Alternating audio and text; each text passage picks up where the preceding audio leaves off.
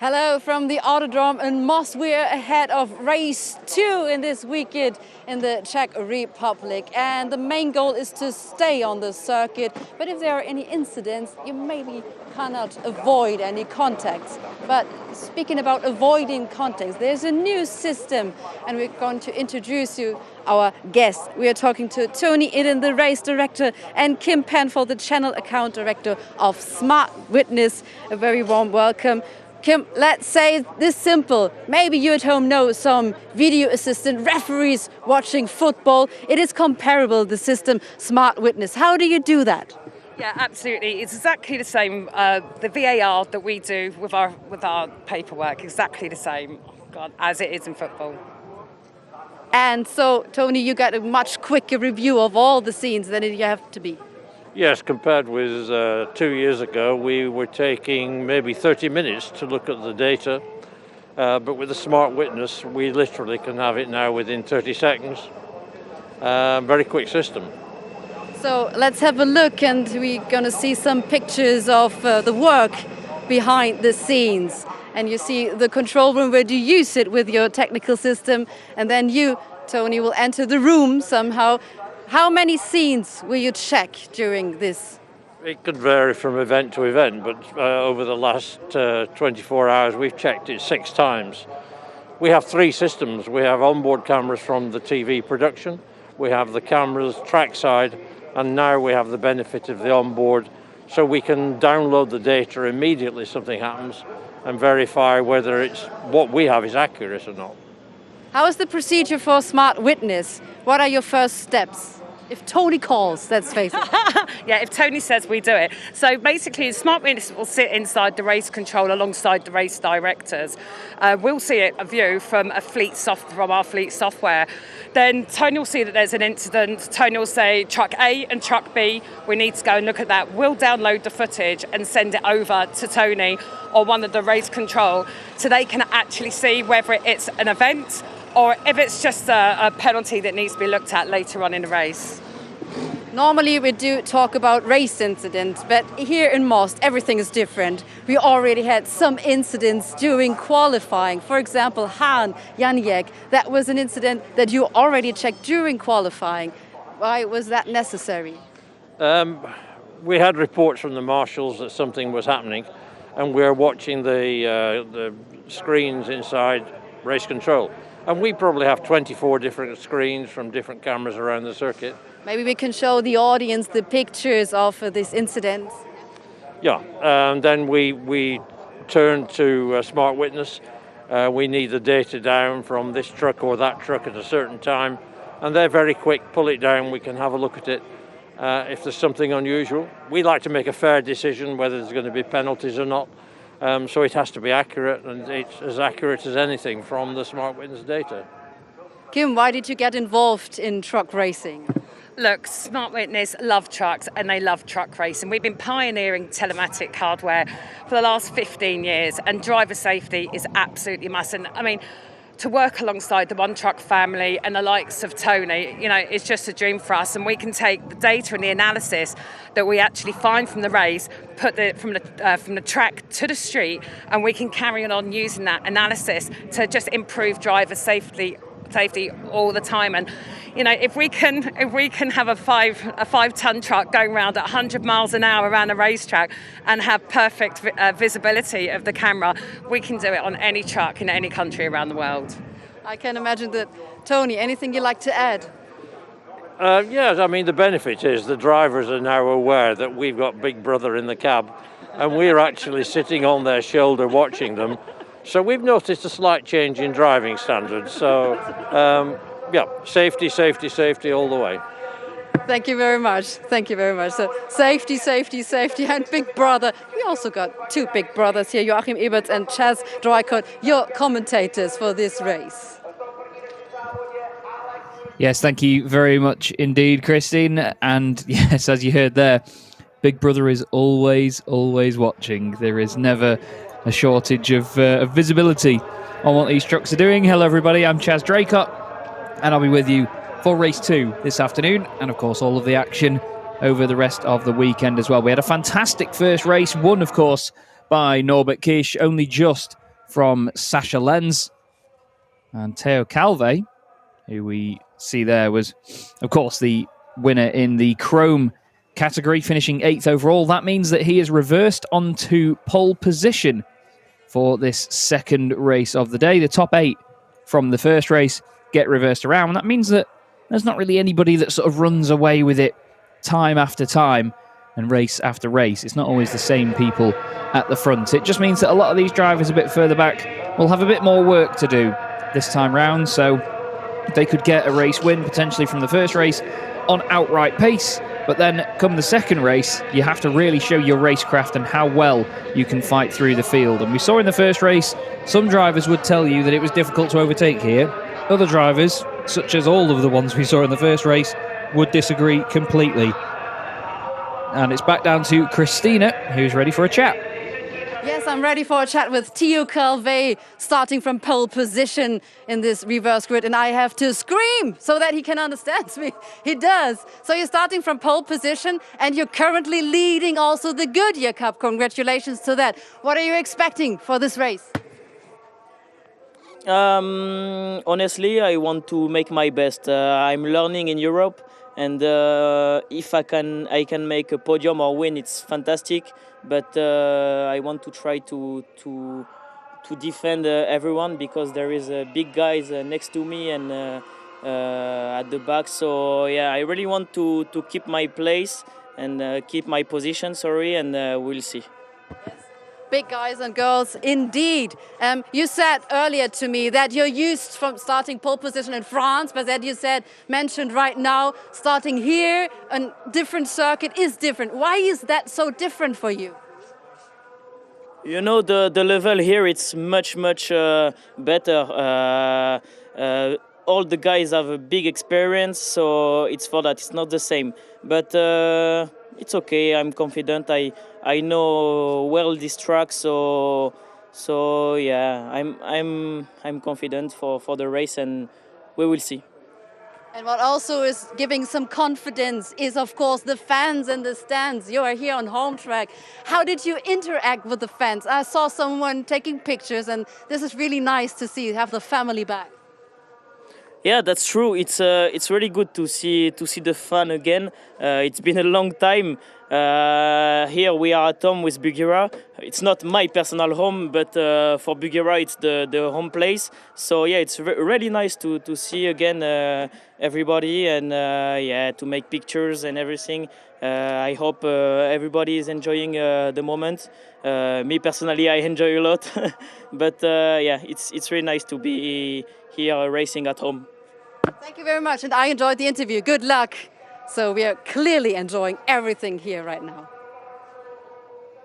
Yeah, it's great. Everybody, from the drivers to team members, even to the officials that we spoke to just a moment ago, all having a really good time of this, and the fans as well, really soaking up the atmosphere there, taking pictures, waving flags and all sorts, and everyone was enjoying the racing earlier on, and they haven't been shifted, rain or shine either.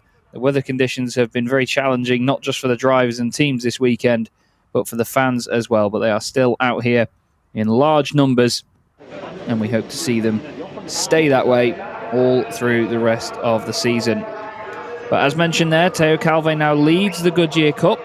That is, of course, for the Chrome category.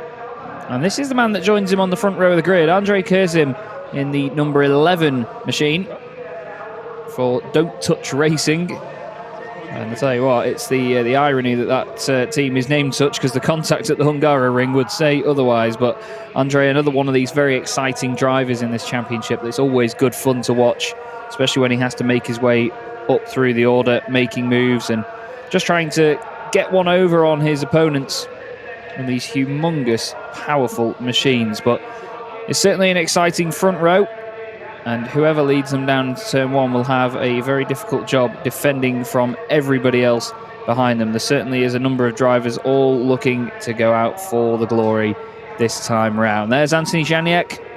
He's going to be starting third on the grid alongside Steffi Hahn, who had a very, very strong showing in the first race of the day, going from 7th up to 5th on the grid very, very quickly, overtaking Anthony and, of course, overtaking Jochen Hahn, who will start very, very far down the order. There's Antonio Albacete in the number 23.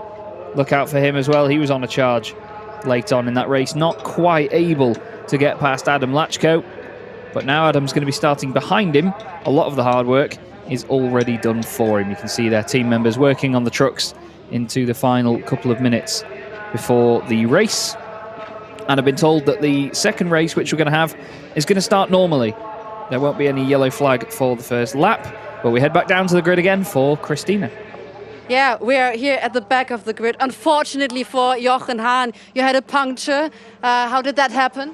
No, we have two problems. We have the puncture rear left, and we have a problem, a technical problem also. And anyway, I must stop. We have the time to repair. So now we are the happy loser, maybe. We are on the end of the track, and now we make a race. Okay.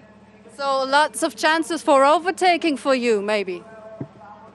You know, not everybody in the front can say today I have 10 overtakings maneuvers. No, in the end it's funny, yes, but you know, in the end the calculation with the points, I must look straight directly to go forward. No, it's not funny at all, of course, but I know you are a man that with a great sense of humor, of course, but always competitive. So what is your tactics right now? You need to get straight from the start attacking, or how are you going to do with it? No, in the end you can only lose the race in the first corner, not win. You know, it's look, go safe and go forward. Thank you very much. Look, go safe and go forward. Chaz, that's good for you too. Yes, indeed. Very reserved approach there by Jochen Hahn, but a man of his experience with 6 championships under his belt knows exactly what he needs to do today. And starting from right near the back of the grid with, I hope at least, Stefan Faas on the row behind him. I hope Stefan's not out of action for the rest of the day. But Jochen Hahn's going to be an exciting one to see coming up the order here. It depends how quickly he gets up there, of course, whether people at the front have time to bolt away from everyone else.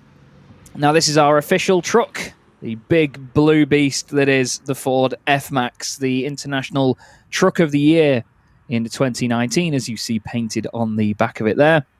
And, of course, that award itself, the highest or most recognised award which an OEM truck can receive. And it's basically doing the final inspection of the circuit. Now you can see the sun has been out for quite a while. There's a drying line on the road. Still a bit of moisture lying about, but there's a couple of support series taking place this weekend as well, which have helped dry the track.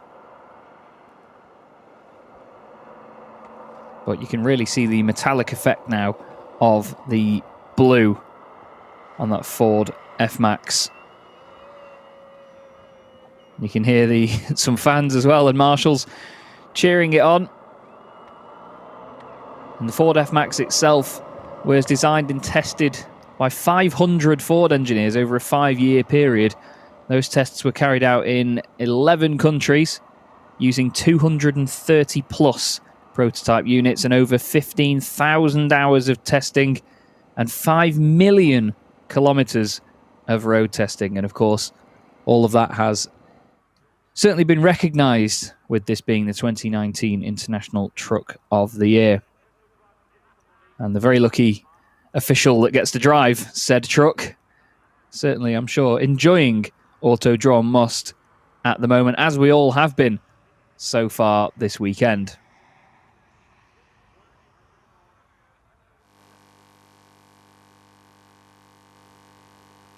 There's the fantastic bridge between turns 15 and 16. And you can see the official truck leaning and using its height a bit more than our racing trucks do. They're a lot lower. You'll notice that as well when you see the Iveco S-Way in a few moments, which will lead the field round, which will be the pace truck.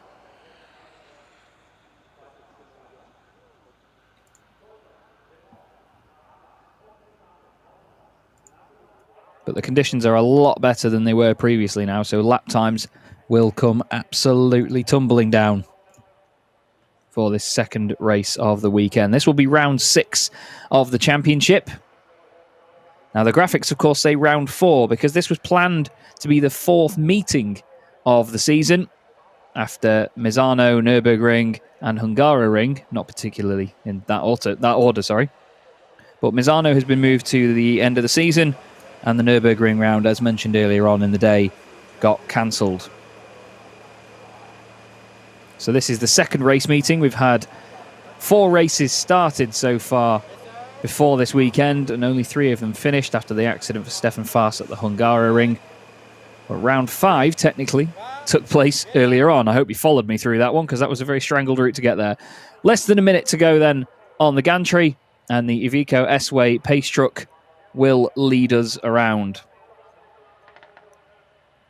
It's a good time to mention as well that the Iveco S-Way is biogas powered, as everybody within the One Truck family and in the ETRC is working towards making sure that we have a greener future for motorsport with less emissions and all of that good clean stuff. 30-second board goes in the air. You could see Stefan Faas at the back of the grid there in the number 24 truck, so it's good to see the Tank Pool 24 racing machine is there. He's the only Scania in the field, for what I can see. The rest are Ivecos, MANs and Freightliners. So Stefan Faas hoping to do his bit to uphold the honour of Scania, and everybody gets away from the line. Then Teo Calvet and Andrei Kursim make up your front row of the grid, followed by Anthony Janiek and Steffi Halm, trucks 66 and 44 on row 2. Behind them is Antonio Albacete and his dancing partner from the first race, Adam Lachko, in the number 55 Bagheera Racing Freightliner. Then we have Sasha Lenz in truck 30, alongside Norbert Kiss, the 2 drivers that are going at it for the championship lead at this early stage. Then it's Shane Brereton and René Reinhardt. It's worth mentioning as well, Teo Calvet, the pole sitter, is a Chrome class driver, and the next one down is Shane Brereton in 9th place overall, so he's got a good advantage to get some strong points here in the Goodyear Cup. Jamie Anderson lines up 11th in truck 33 alongside Lucas Hahn, son of Jochen. Then we have Heinrich Clemens Hecker, 13th on the grid alongside Alia Koloc, her home race this weekend. Luke Garrett will start 15th on the grid. And then we have our 2 non-finishers from the first race, Jochen Hahn and Stefan Faas, on the back row of the grid. And you see there at the bottom of your screen, the official pace truck, the Iveco S-Way, is powered by Bio-LNG. There's been some fantastic science and wonderful development work gone into making sure that these trucks are as green as possible.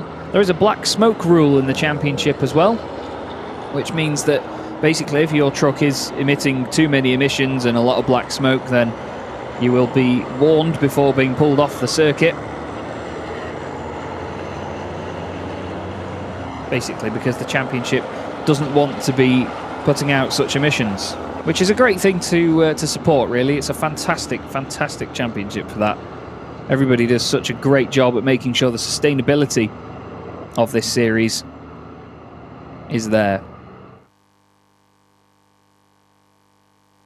And it's committed to the Paris Agreement to reach net zero by 2038 at the latest. So that tells you how confident this championship is. There's a really comprehensive, I should say. I nearly said controversial.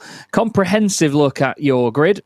Teo Calvet and Andrei Kursim on the front row. Then it's Janiek and Halm. Albacete and Lachko dancing again from row 3 ahead of Lenz and Kish. Keep an eye on those 2 coming through the order. Then Shane Brereton and René Reinhardt in 9th and 10th. Jamie Anderson 11th ahead of Lucas Hahn and Heinrich Clemens Hecker. He starts alongside Alia Koloc. Then we have Luke Garrett in the number 86, being shared with Tom O'Rourke. And then it's Jochen Hahn, 16th, and Stefan Faas at the back of the grid. But as Jochen Hahn alluded to earlier, there's no point for him to try and win the race at the first corner. He's just going to pick his way through the field, bit by bit, one by one. And it's going to be a very exciting race to watch. So it's Teo Calvet that's going to lead them away then. The young Frenchman taking a win in the Goodyear Cup in the previous race.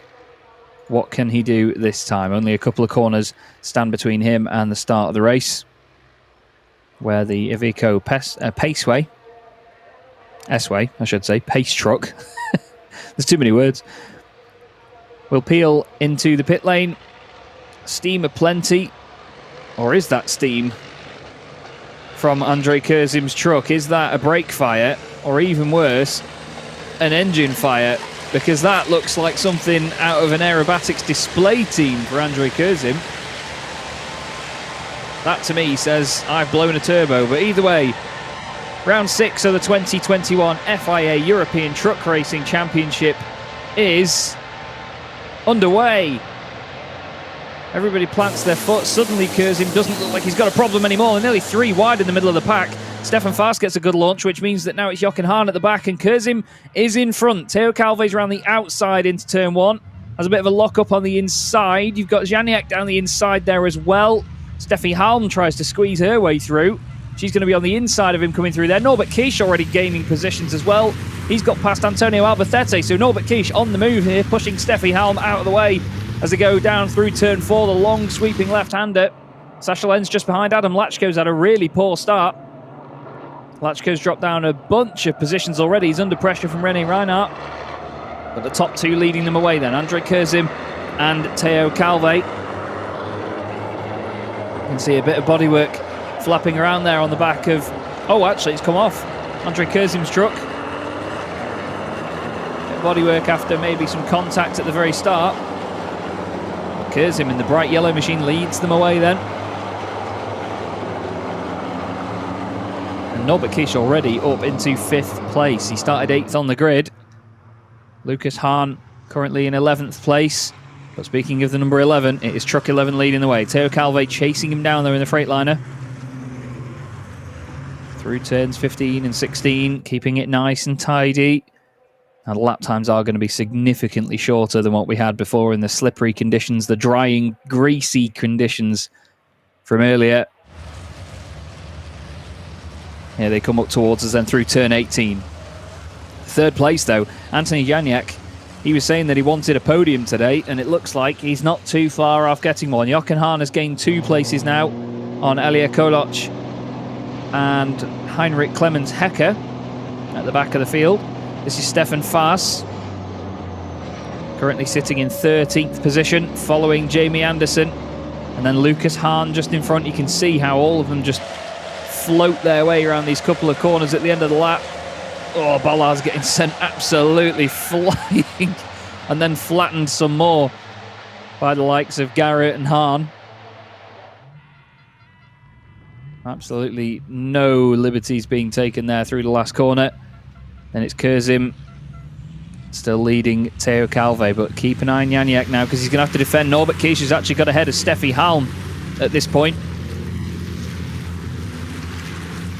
Steffi now dropping back into 5th place. Sasha Lenz really hasn't made the moves that he needs to at this point, though. He's still in 7th position, just ahead of Adam Lachko.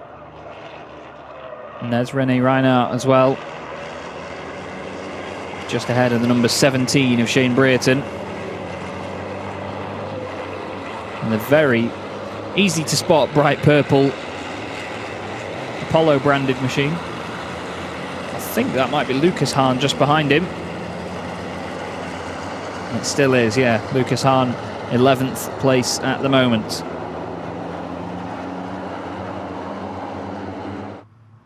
Jochen Hahn still not able to get past Luke Garrett yet either. But we've got 1 lap in the books already, nearly 2 actually, as they go through turns 15 and 16.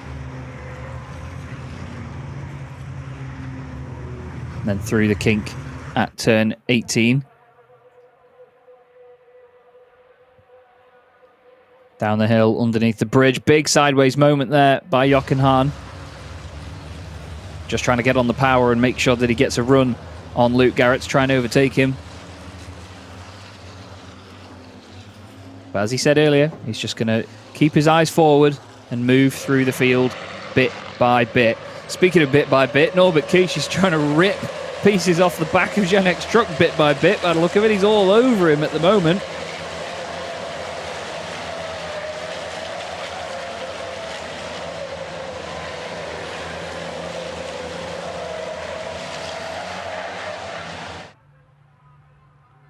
Down the straight, there you go. Hard onto the brakes. They're sticking with Teo Calvet as well, but this is the problem now for Teo. He needs to try and get away from these two. They're very quick indeed. Big headbutt there from Norbert Kiss. Hits the big bumper bar on the back of Janiek's truck. The Lion Truck Racing machine gets a great exit out of the first chicane, but there's still a long, long time for these guys to defend. Now the counter in the top left is how many laps we've completed. So there's 2 laps in the book. This is lap 3. And Janiek just holding on for now. He's going to try and focus forward, much like Jochen Hahn said earlier, on trying to overtake Teo Calvet. He needs to stick with him, but he just needs to have his wits about him here, because so quickly in this championship you can be attacking the truck in front of you and suddenly be under attack from the truck behind. That's the whole top 4 in one shot. Steffi Halm just off the back of these guys, about a second ahead of Antonio Alberthetti. Alberthetti then has Lenz right behind now, and then Lachko not too far back either.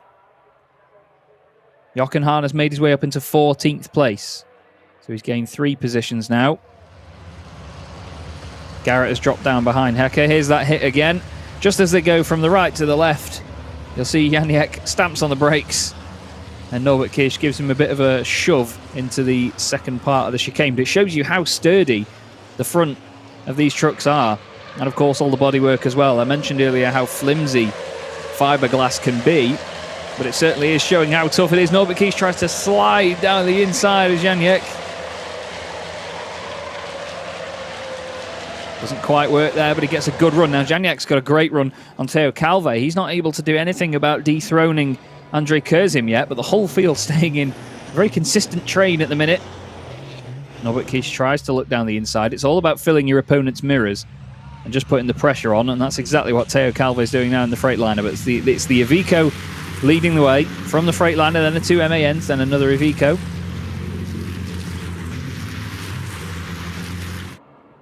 Norbert Kiss just looking so racy at the moment.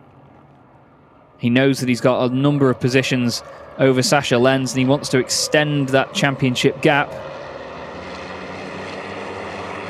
A DNF at the start of the season put him on the back foot, but since then he's been unstoppable. 3 pole positions, 3 race wins, and he could do it all again tomorrow, but you'll have to see. Janiek now defending slightly. He's not going too hard with the defensive moves. He's not sort of parking the truck on the apex or anything, but he's just got it in the right place at the right time.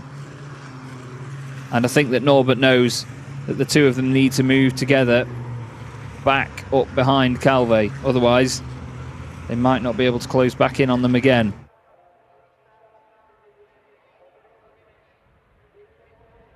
Through the left, through the right, and then through another left they'll go. That's turn 17.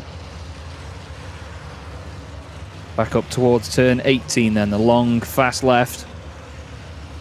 How's Jochen Hahn getting on? He's past Heinrich Clemens Hecker, but he's not able to overtake Shane Brereton just yet.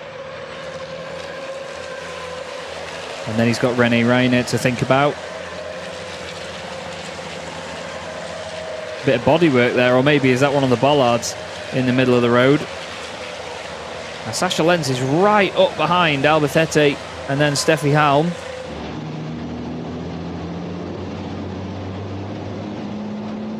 Now Alia Koloc, Luke Garrett and René Reiner all have 2 warnings for track limits. The next one that they get will mean they've got to have a drive-through penalty. So with some of the markers being knocked out, they've not really got the reference point as to where the track limits is.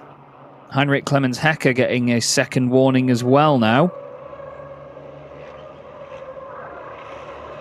So it continues to be a test for these drivers to make sure they keep within the track limits. As I said at the top of the broadcast, the start of the day, this track is such a flowing circuit. It's so difficult to get right lap after lap.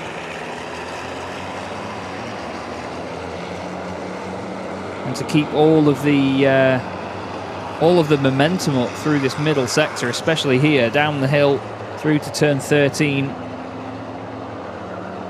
Great showing by Andrei Kursim at the moment, though. We're on lap 5 out of 11, so we're not quite at the halfway point.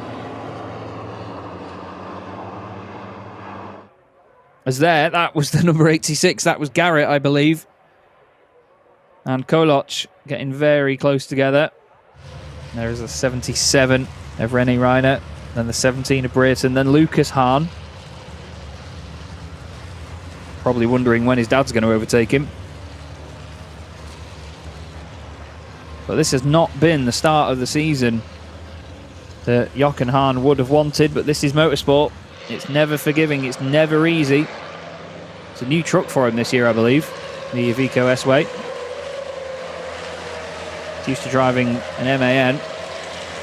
So those bollards are effectively penalty markers. That's basically where the track limits are for these trucks. So if you hit them, that's basically you triggering the track limits. And then you'll get a slap on the wrists and told to come into the pit lane. So Norbert Kiss is now ahead of Janiek. He's done it on that lap.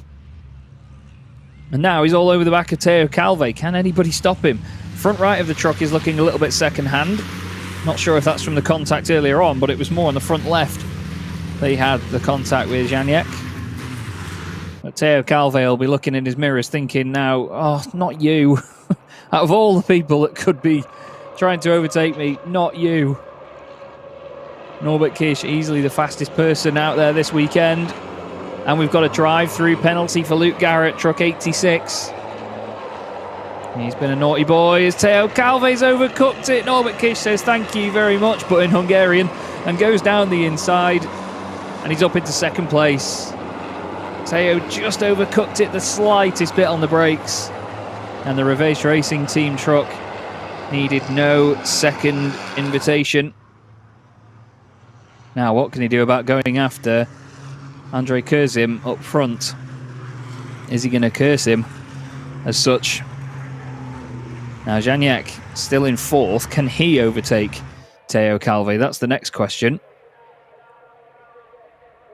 Andrei flying at the moment. Norbert Kies almost on 3 wheels as he goes through turn 16. The front left wheel nearly coming off the ground there. They have differing contact patches with the way that suspension leans and bends. They've got this fantastic angle on the front wheels because of the amount of body roll. It sort of pulls the tyre away from the surface. So they have the tyres really leaning in to whichever way the steering is being turned. So when the body does lean, that inside tyre still has a lot of grip. Hard on the power out the final corner. There's Andrei Kursim, a great example of how quick these trucks go in a straight line. They are governed to 100 miles an hour. And there you could see the flashing board on the gantry. Drive through for 86. Albacete, Lenz and Lachko all very close together. Lenz now ahead of Lachko. After starting behind him on the grid, you can see that lean there from the tyres as Norbert Kiss wrestles his truck out of the chicane.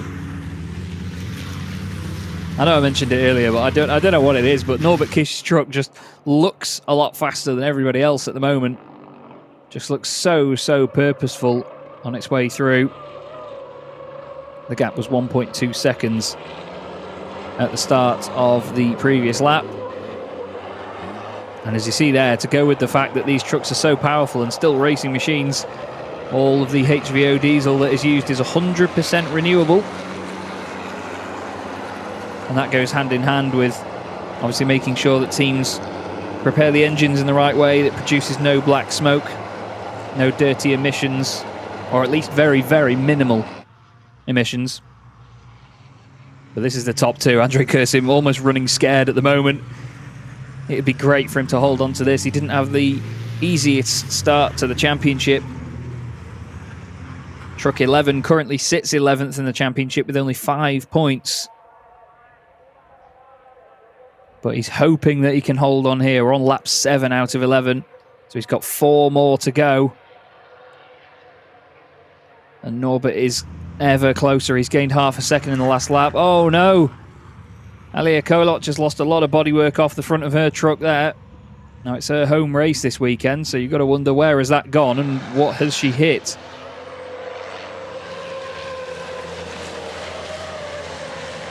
But here is the chase. And look at that, Kursim now moving over to the right-hand side.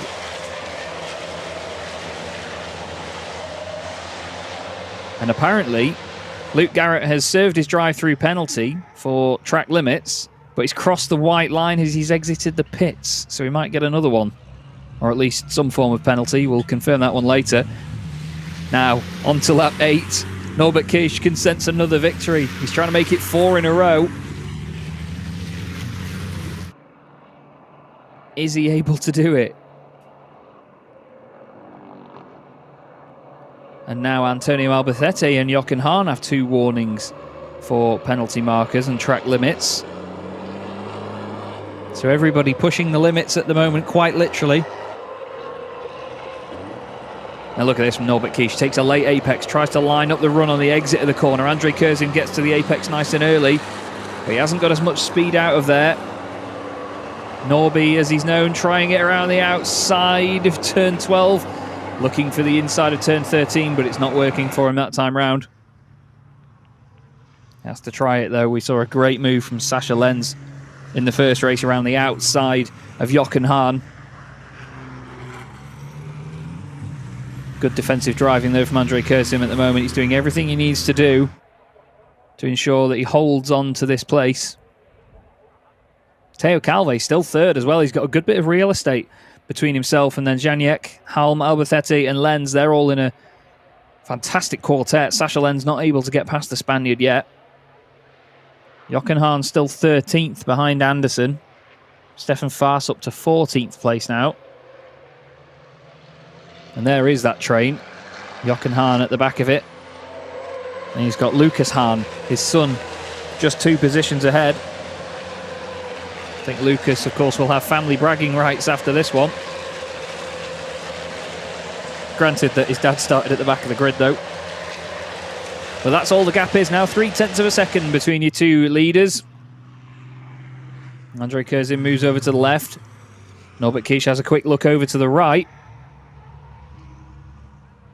Tries to tuck the truck in exactly where he wants it. Takes a late apex again. He knows exactly what he's doing right now.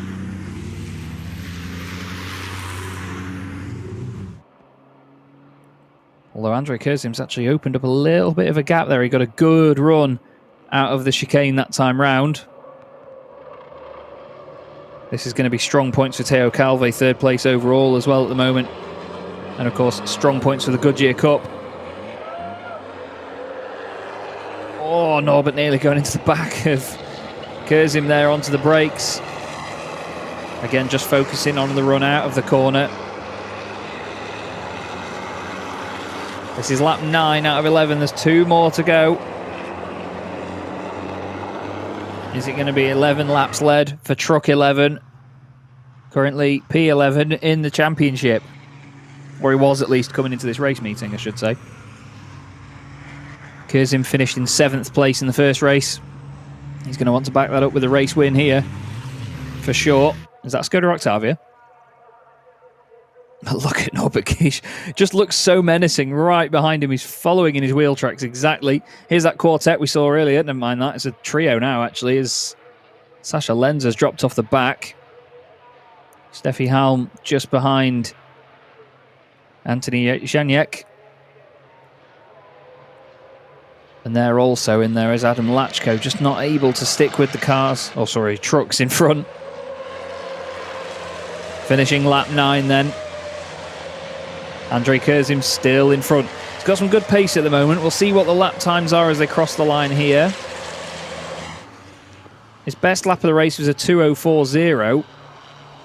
And he's just done a 2:04.169, and it's a 2:04.149 for Norbert Kiss. But Kiss has done a 2:03.1, an entire second quicker over the course of the race. But he's not able to do that right now. You can see the entire bumper bar almost revealed on Norbert Kiss' truck there. Let's hope he doesn't have to use it. He's trying everything he can to carry the pace around the outside of Andrei Kursim. He's climbing around all over the back of him. There's 1 more lap to go after this for Andrei to hold on. And in the Don't Touch Racing camp, they'll be shouting, do not touch right now as well. As down the inside goes Norbert Kiss, sends it on him last minute. I'm not sure who sounded the horn at who then, but it's probably Andre saying, oi, stop that. There's an incident under investigation between Jochen Hahn and René Reiner. I can't believe that they're using the horns against each other. Is that allowed? This is very feisty racing from the two of them. Brilliant to watch. Additionally entertaining with the horns being sounded as well. Real road rage going on now, but Norbert Kiss is throwing everything at this, and Andre Kursim is holding him off. But Jochen Hahn has overtaken René Reiner. And unfortunately, I think it's ended in some sort of contact, where Reiner has now dropped behind Stefan Faas as well. That was Janiek in 4th place. And now suddenly the Newton's cradle has moved, because suddenly Sascha Lenz is right behind Albacete again, but not able to get past either him or Steffi Halm. Right then, into the final corner for the penultimate time. That completes lap 10, and we now start our final lap of the race. Andre Kursim still ahead of Norbert Kiss. Let's check what the gap is as they cross the line. It was 0.2 of a second last time. It's now 0.3 of a second. So while Norbert did have a go, Andre has put the truck in all of the right places. Teo Calvet holding on to a podium overall at the minute. But this is the final lap. Oh, Norbert looks like he's got a good cut back there. He's not able to do anything. He's crawling around all over Andre. I feel sorry for that. Bumper bar on the back. There's a little bit of contact. Norbert puts his nose down the inside. Not sure that was completely kosher. He finds room off the circuit and he goes through. Norbert Kiss takes the lead. I'm sure Andre won't be pleased with that. Expect to dive down the inside into the hairpin here. They go through the right-hander at turn 8, then the left at turn 9, but he's nowhere near him. Or has Norbert overcooked it? Looks like it. Gets it rotated how he wants. Andre Kursim can't quite come back at him though. But you can guarantee that Kursim will be fired up after that one. He's lost the lead on the final lap of the race in a way that he definitely wouldn't have wanted.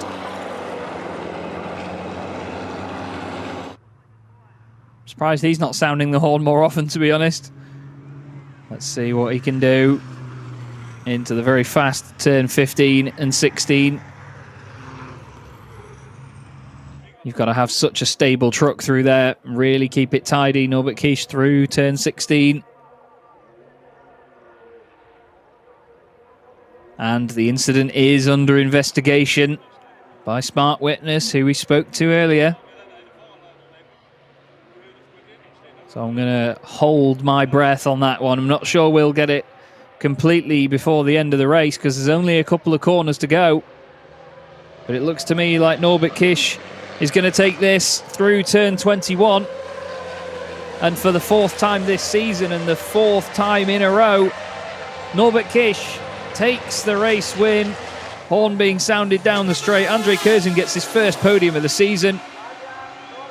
And 3rd place overall and a win in the Goodyear Cup goes to Teo Calvet. Fantastic performance for Goodyear Racing on their home turf. He's followed home by Janiek, Steffi Halm, Albacete, Lenz and Lachko. Jochen Hahn, by the end of it, able to get into 10th place. And there is Norbert Kiss doing some drifting as he does oh so well. A great race victory with a fantastic battle towards the end, but you've got to think that Andre Kursim will not be pleased with that.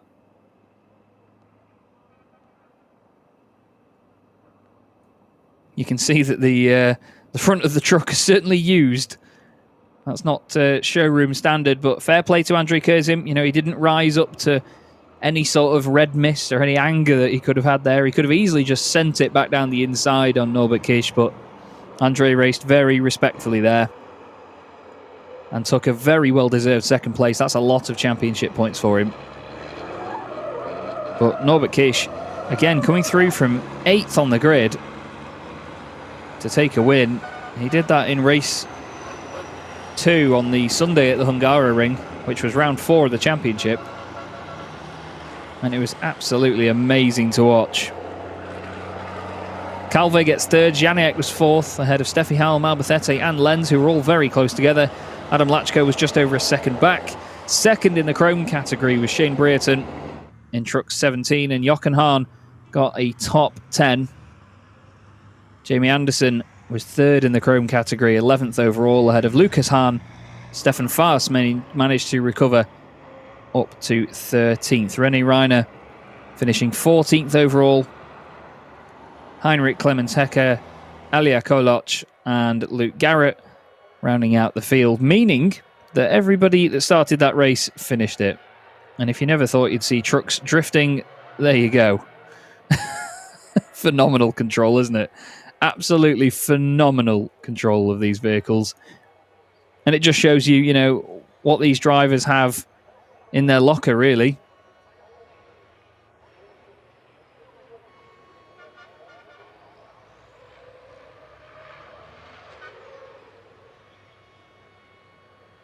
And into the pits they come.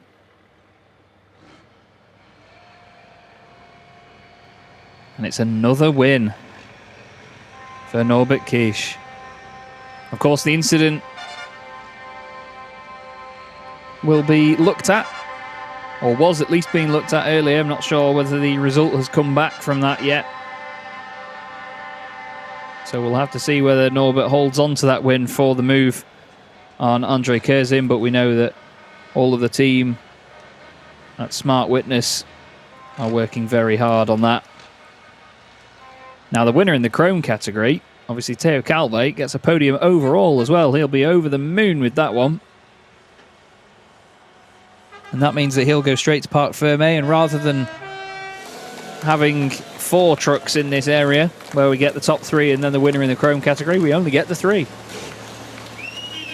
But for now, there is the, well, what's left of Norbert Kiss's truck. Andre Kursim finishing in second place. And Teo Calvet on the home turf of Bagheera Racing, taking a podium finish. And we wait now for Norbert Kiss to get out of his vehicle with many a fist bump, many a thumbs up, I imagine. Looked like there was some sort of fluid coming out of the bottom of Norbert Kiss's truck there, actually, running down. Not sure what that could be. Maybe just water from the brake coolers or even the radiator coolers as well. And Jamie Anderson actually making his way into the pit lane there as well.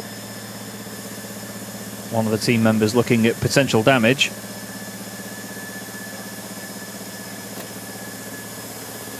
But Norbert Kiss does it again. 4 race wins this season. He looks at the fluid coming out and thinks, was that me?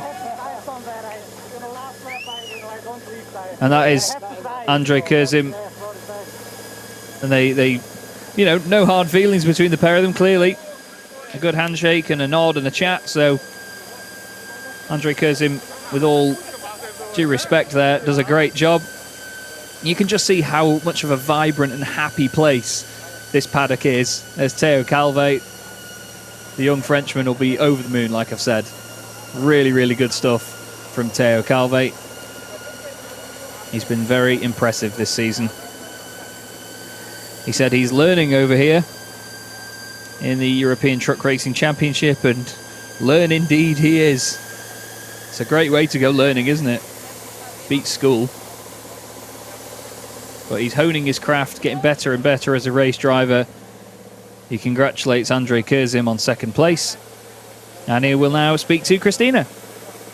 Yes, we're going to have a quick chat with Teo Calvet. Congratulations, you're on the podium, not only for the Goodyear Cup, but also for the championship. Congratulations. Yeah, thank you. Yeah, I made a great race. I was constant. Just missed the start because I was on the side. It was wet on my side, so I spun at the start. Andre made a better start than me, but I finished P3. It's good for me, for the championship, for the team. I'm really happy. It's my second podium in ETRC championship, so yeah, I'm happy.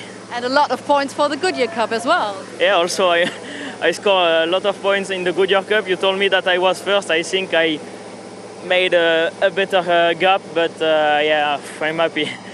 Thank you very much. You do see a happy Teo Calvet. Yeah, understandably as well. He worked very, very hard there to try and hold off the likes of Anthony Janiak and, of course, our eventual race winner, Norbert Kiss. She wins by just under a second from Andrei Kursim. Teo Calvet, as we just spoke to there, finishing in third. His countryman, Anthony Janiak, finishing behind. Steffi Hahn finishes in fifth place ahead of Antonio Albacete, with Sasha Lenz and Adam Lachko just behind. Those lots sort of staying in one solid order most of the way through. Shane Brereton finishes in ninth place, second in the Chrome category, ahead of Jochen Hahn, 10th overall. Behind him was Jamie Anderson in truck 33, ahead of Lucas Hahn, finishing 12th overall. Stefan Fast 13th, ahead of Rene Reiner and Heinrich Clemens Hecker. Alia Koloch, 37 seconds down with damage to her truck, and Luke Garrett, after a drive-through penalty, finishing in 17th place. Not an easy day so far for some of the trucks further down the order, but they keep on fighting and they keep on pushing, and they try and squeeze every single point and every single result out of these machines that they can. Now we'll go back down to Christina, who's found another one of our wonderful people in the paddock to have a chat with. Yes, it's Norbert Kiss again. So, I might say congratulations, but it's still under investigation, to be honest. So, the incident with you and Andrei Kursim, what do you personally think? Well, you know, I stuck my nose in, and then he tried and he moved across, and then he forced me a little bit to the grass, and you know, last lap, I stuck my nose in. Why should I lift, you know? So I didn't lift, and then I think he noticed that I'm there when we touch, and then he gives me space. And then we go side by side to the next turn, and I overtake him, you know. So I think it shouldn't be a big problem. I mean, I didn't, you know, push him like in a turn or whatever. You know, in the exit, I had a much better exit. Stuck my nose in. He tried to close it and force me to the grass. You know, I don't know. We'll see what they think about it. But either way, I'm happy with the race because the start was really, really good. I could see the light, you know, because it's very difficult to see the light from the rows in the back, because the cabins are so big, you know, that they block your view and you cannot see the light. But this time I could see the light, so I could get a much better start than Adam in front of me, overtake him, and then, you know, then I go step by step. I think the rest of the things was quite clean and good, so, you know, I'm happy. Thank you very much, then. We go to the podium, and he does see light, and we do also. Chaz, I hope you see the light too. Yeah, indeed. He makes a good defence, doesn't he, Norbert Kiss, explaining the situation there. You know, there's definitely two ways of looking at it, but I stuck my nose down the inside. Why should I lift, Your Honour? But great racing from the pair of them, though. A really good chase by Norbert Kiss. And, of course, Andrei Kursim putting the truck in all of the right places there. Maybe did move across, of course, on Norbert there, but that's for the stewards to look at and not for me. Just some bloke sat in front of a computer in Britain to decide, unfortunately. Still, handshakes all round as all the drivers prepare to go up onto the podium. We'll have the three podiums. First off for overall, then the Goodyear Cup, and then for the teams. So, the third place driver in that one overall, and of course, the eventual winner in the Goodyear Cup will be number 20, Teo Calvet.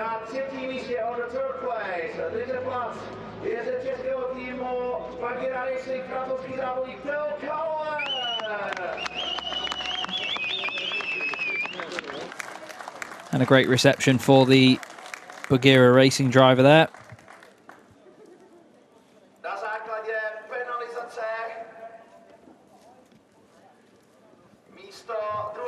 And we wait for a second.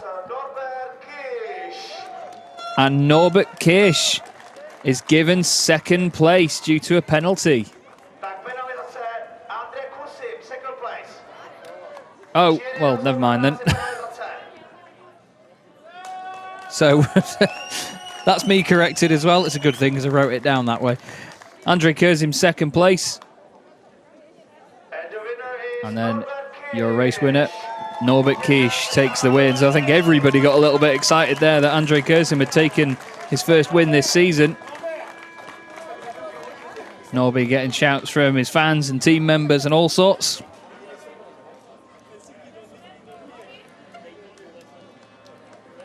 You couldn't blame Andrei Kursim if you felt a little bit hard done by there.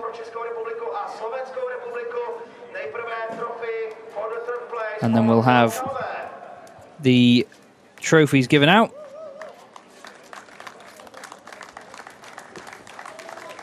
Teo Calvet, a third place overall trophy. That will mean a lot to him. He'll be really, really happy. Some strong silverware to take home. Second place to Andrei Kursim. He's really pleased with that alone. Look at that. Norbert Kiss, while he sorts his pockets and his masks and everything out, receives the trophy for his second race win of the day.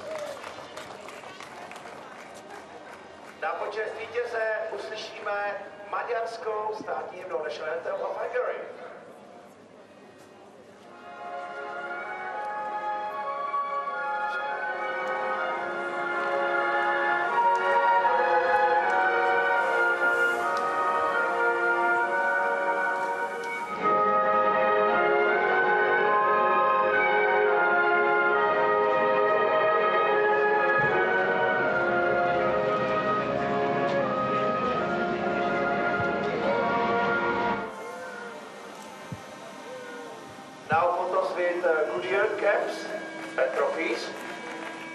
And there you go then. The national anthem of Hungary. And the drivers now pose for pictures with their trophies. Now drivers, please change your caps. And now they change the hats as well, which is part of the procedure here in the FIA European Truck Racing Championship.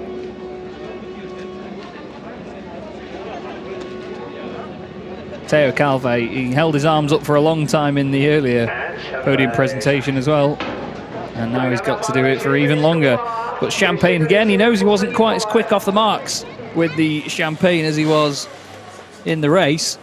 So hopefully Teo Calvet can sort that out for his podium celebrations, because he's getting a lot more of them now. There you go for Norbert Kiss, sprays the champagne from the top step for the second time today. He gets soaked, and of course they can soak each other now because they have a long time before the next session, of course being tomorrow morning, when we have qualifying 2 and Super Pole to determine tomorrow's grid for its first race. Cheers all around. Norbert saying, "What are you doing here?" But now they can actually have a drink of the champagne and enjoy what's left of their day and their evening. Plenty of work to still be done on the trucks, of course, but they know they'll all have another fantastic day's worth of racing tomorrow. But now we have the Goodyear Cup, as you hear there from our wonderful announcer at the circuit. The drivers in the chrome category that finished first, second and third in their respective standings for that race. And by now, I think you know who's going to be the winner, with the amount of times that just I've told you, to be honest. But third place is going to be the number 33 truck from Anderson Racing, Jamie Anderson.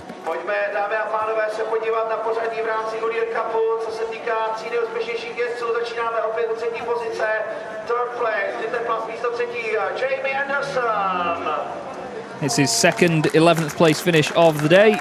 He finished race 2, where he finished race 1. And it's the same for Shane Brereton, second in the Goodyear Cup for the second time today, finishing 9th overall. But of course, a big improvement from his first race result. He finished 8th in race 1, and now he finishes 3rd overall on the podium twice for this race. Teo Calvet.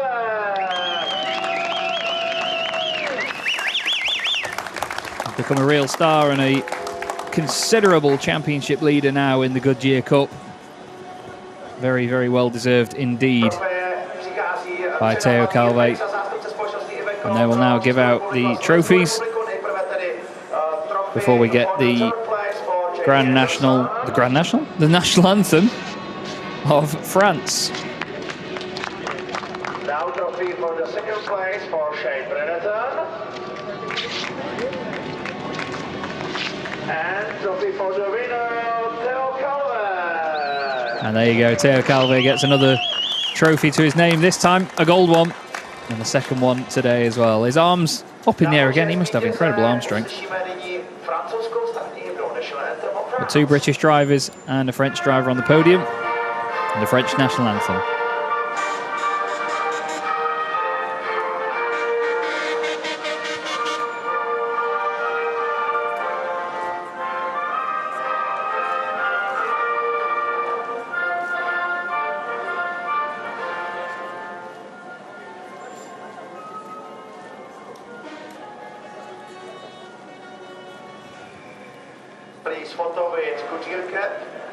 And now the drivers will pose for pictures with their trophies.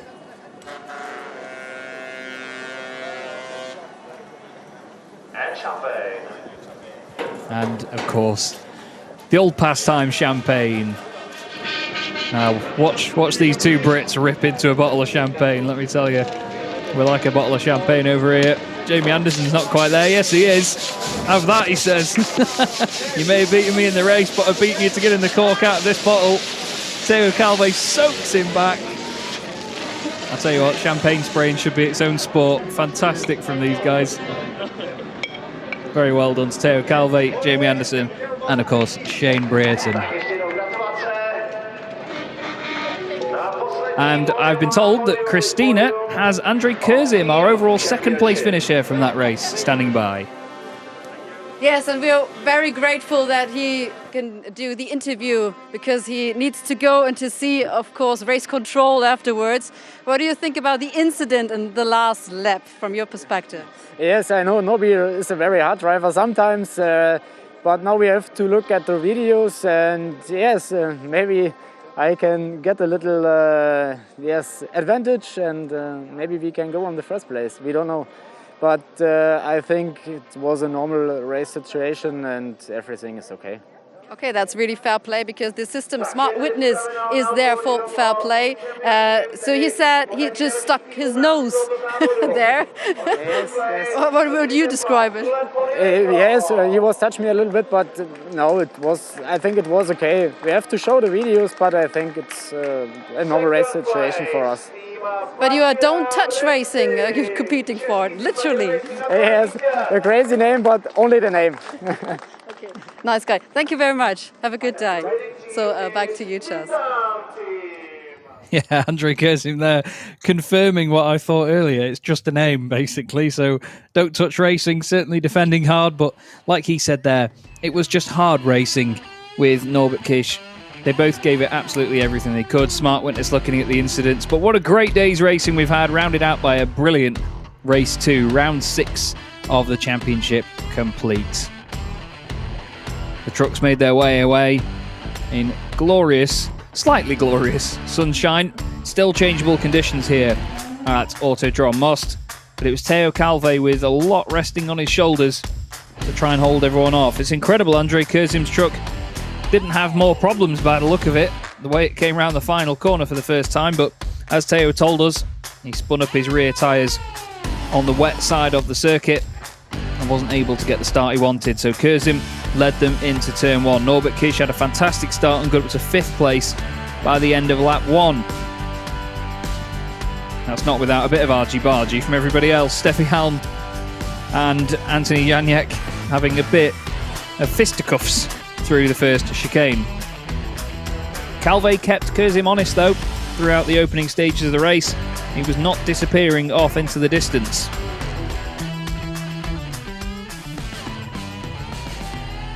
But all the time they had more and more trucks closing them down. Janiak and Kish, the main 2 protagonists.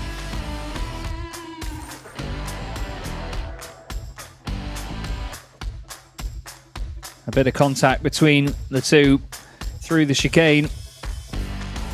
Making sure that Janiak knew he was there is probably how Norbert Kiss would describe it. But eventually he would make the move after staring at the back of that very bright yellow truck for what seemed like an absolute age in the middle of the race. Jochen Hahn making his way up the order as well. A bit further back, would eventually finish in 10th place. But picking them off one by one nice and safely is exactly what he wanted to do. Kiss did eventually get ahead of Janiak, as mentioned, and then set about chasing down Teo Calvet for second place. Teo would just overcook it slightly into the hairpin, but that wasn't before. He had a fantastic run, holding off Norbert for a handful of corners, but then the true moment into the chicane, into the hairpin, hard on the brakes, locking up and running wide was all that Kish needed. He would then go about setting fastest lap after fastest lap, chasing down Andre Kursim with only a handful of them to go. The chase soon began, with Kish trying to use every single piece of the truck to find his way through. Kursim did a great job at holding him off, albeit with a few squeezes and bumps and scrapes along the way. The rest of the field shuffled around in the meantime inside the top 10, but overall not too many positions changed by the end. Then the move came. Norbert Kiss looks down the inside of Kursim, the two of them rub panels, and eventually, as they headed into turns 6 and 7, it would be Kish that took the lead and stayed there with only one lap remaining. He took it, and his 4th win of the season. Of course, the incident still under investigation, but on the road, it was Kish from Kursim with Teo Calvet in 3rd, and the drifting began. A great display of vehicle control and a great display of pace once again from Norbert Kiss, who is really defining himself as the man to beat this season. The only time he hasn't won a race this year was when he had a failure on the truck in the very first race at the Hungaro Rings. So your top 3 then, Kish, Kursim and Calvet, who of course took a win in the Goodyear Cup for that race. So plenty of silverware for the young Frenchman already this weekend. And we'll see what he can do going into the next 2 races tomorrow. But our overall standings then are as follows. Norbert Kiss now leads the championship by 1 point from Sascha Lenz, with Adam Lachko in 3rd, 10 points clear of Antonio Albacete. Steffi Halm is 5th, and Jochen Hahn is on less than half of the points of Norbert Kiss. The 6-time champion will have a lot of work to do to catch up. Teo Calvet leads the Goodyear Cup, and in the overall championship, he is 7th ahead of Shane Brereton on 20 points. Andre Kursim and Anthony Janiak round out the top 10. Good stuff from Janiak, considering that this is his first meeting of the year. But it's been a fantastic first 2 races of the weekend, Christina. Lots of fun so far in very changeable conditions. Let's hope we can get more tomorrow.